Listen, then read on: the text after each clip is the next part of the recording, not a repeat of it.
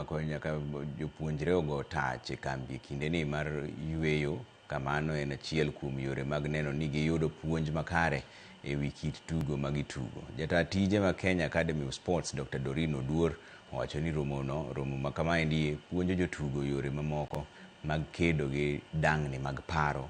Omedo ni kambi ma higa ni okelo kanyakla jotugo moyo 5,000 kipimo gi higa mokalo, kama jotugo maromo 4,000 kende ema nondikore.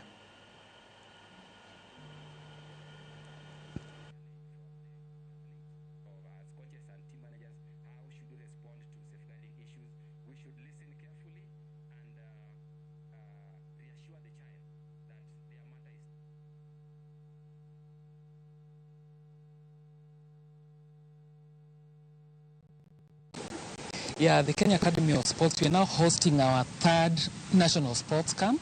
We first started in 2023, where we only had one in Nairobi, having 2,000 students, elite sports, talented sports students. The next was last year, 2024, where we had around 4,000, and it was in 4 regions, Nairobi, Mombasa, Kisumu, and Eldoret. We've decided to have it in many places so that at least we can have many talented students who have been chosen across those regions to be represented in those regions. It is a lovely camp. As you've heard, this is the 4th year which this is running. It has been a real success, and I want to commend the team that have put it together, and also the partnership we have with our colleagues from the schools and sports associations. It has been lovely.